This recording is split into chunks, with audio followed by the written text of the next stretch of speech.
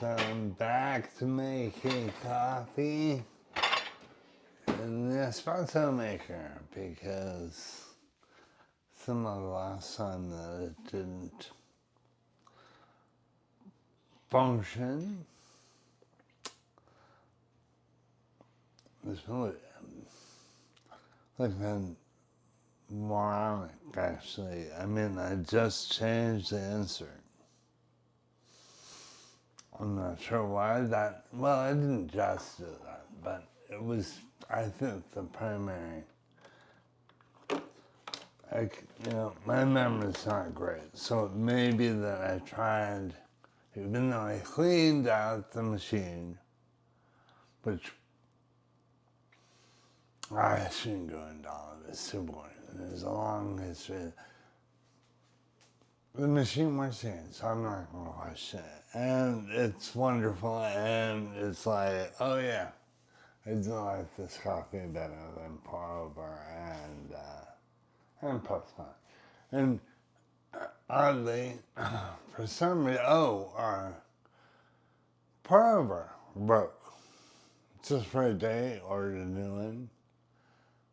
So I went back to press pan, and I was like, oh yeah, I like press pan more than pour over. I think what it is I like many ways of making coffee, and so maybe I'd order one after a while. But I do think the flavor's better with press pan, and then especially with the simple, this is not a deluxe, simple DeLonghi espresso maker is probably my favorite. So, I'm getting my adaptogens, which it's been a while, so I'm not sure if I think I had already begun pre-mixing it in a little jar I take with me if I go somewhere. So all pre-mixed. And I put a heaping teaspoon because many of these adaptogens call for a third of a teaspoon, the mushrooms all there, the roots, maca, and turmeric calls for half teaspoon. That's where you're getting your nutritional benefit, I guess. You can always do more, I suppose. They're not drugs. You can always do more drugs. But, so I measure it. It's mostly cocoa. But I balance. I guess I created a thing I did per bag, per scoop. I can't believe I used to do that. So dumb. And it was like 3 years ago, my friend Barb visited me and said, you gotta pre-mix that stuff. It took me a long time to do it. Anyway, so here we are. I need fresh water.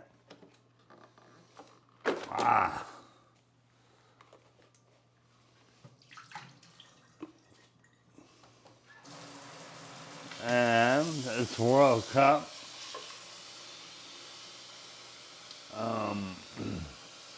Although I love watching games, I haven't read much, haven't looked at schedules. So I only Brazil and Morocco is the only game I'm sure of today. But generally, it's just fun to watch every game. And so I'll try to work most hits in the way. So I'm ready to go. I'm going to hit this thing, bam. And I'm going to wait now. I used to do a double shot insert. It's not running yet. There we go. So once it starts running, I look over. Okay. Now with the double shot insert, a 30-second pull was great. And then after that it was a little bitter. This is the drip coffee or Americano, I guess, insert. So it's not a shot, strictly speaking. But I tried to go for about a minute, 45 seconds to a minute. And weirdly, I did something, this video distracted me from my normal routine.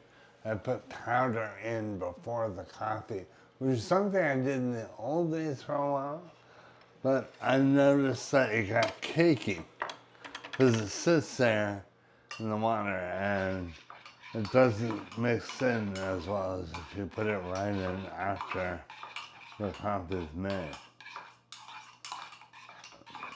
But no big deal. So, get. Speaking of how much you love this machine, can you talk a little bit about machines in general and the movie you saw last night? Oh, yeah. Last night saw 2001, Stanley Kubrick masterpiece, and I think I watched it maybe in high school, sort of a mythic thing you hear about, and on video, and was like, oh, I'm boring, it didn't capture me. I believe, I'm not sure when I watched it, but I was a denizen of repertory theaters in the 80s and 90s, and at some point it was on a big screen. I went and saw it and was like, oh my god, this is a great film. Then I'm sure that was in the 90s, so we're talking almost 30 years later. In that period, I watched it at least twice, probably just twice, on TV, on DVD. And again, it was like, kind of hard to get through a lot of. But you watch it in the cinema and the grand image on that. I mean, the images he creates are just spectacular. And with the music, it's, it's like listening to an album. To me, I could do it over and over.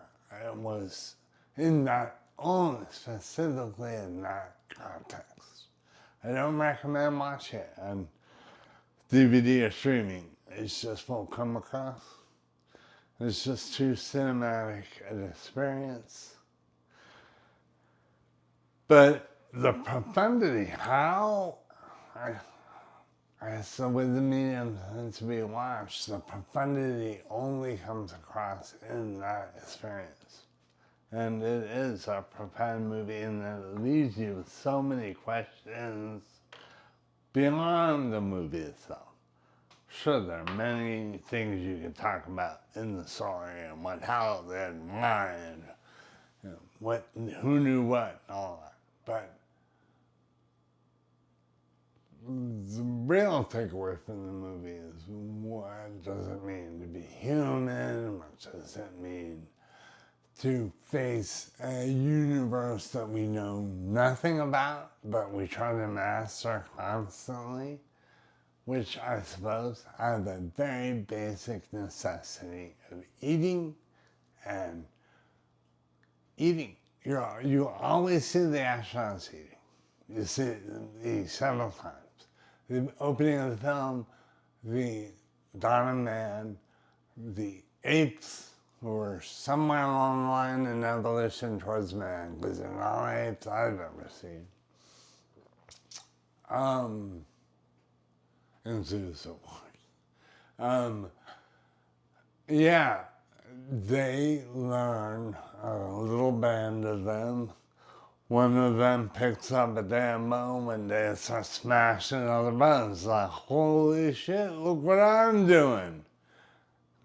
And as he's doing it, Kubrick's editing in a beast being slaughtered. But she's not doing it. You know the ape is imagining, oh, I'm smashing this carcass of a beast, it's a skeleton. But I could be smashing the meaty beast.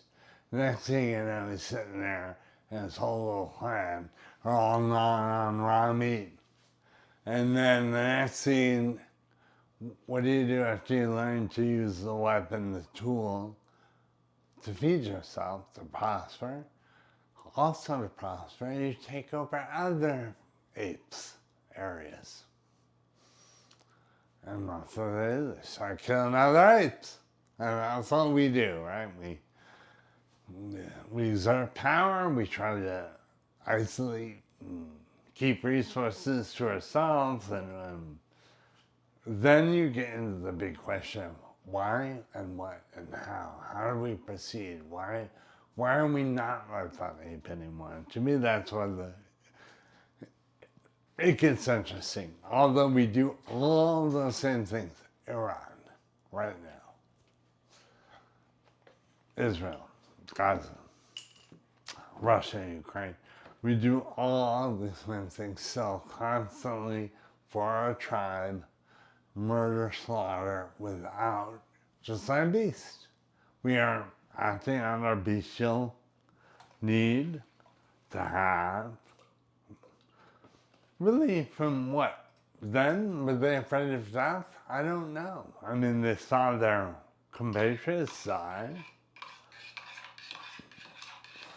but they didn't really know the concept of death. They probably didn't think that won't happen to me. I assume an ape, that would even be too complex of a thought for an ape, but I'm sure it was something to that effect. Like, well, even though old Joe died, that probably when he was old, you know, I don't, to this day, right, we all, I'm 58. I feel 58, I feel 30. I feel the same way I've always felt. I feel 12. I'm the same, sure you can understand what I mean here without going further. And I'm often shocked when I look in the mirror and say, hold on, or not in the mirror, because somehow we fool ourselves, human beings. We look in the mirror, we edit in our mind, we prepare ourselves, and the way we look at ourselves, we know, I know how to perform for the mirror way better than I do for the phone, the camera. And so I can trick myself into why you're good looking when I look in the mirror. When I see put her off, I don't do that. So somehow, well, I do something. When I look in the mirror, that makes me look good. I'm posing. I'm not posing. Or maybe I am. I don't know. Anyway, I don't know how I got with the look in the mirror. Oh, the delusion that we won't die, the delusion we're not aging. But anyway,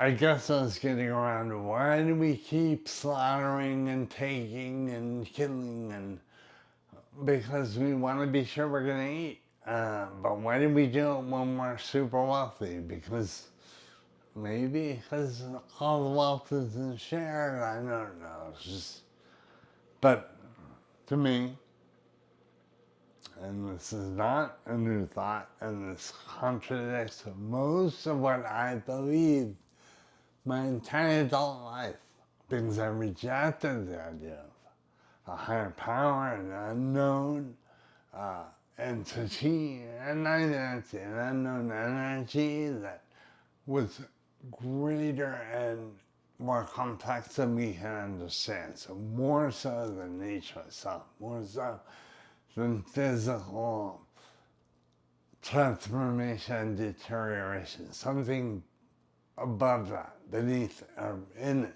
within it. whatever. For lack of a better term, I hate the term spiritual. I believe that we have something within us that is beyond that the apes never conceived. And so, we owe it to the world to figure out how do we shape ourselves up and stop killing and consuming with abandon. Because we do with bloodlust. We still are a beast full of bloodlust. Here's my copy.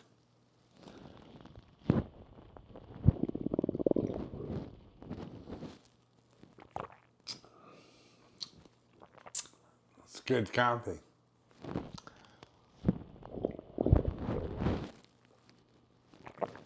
Like my friend, the meteorologist, Bill Martin, not really my friend, but my YouTube compadre.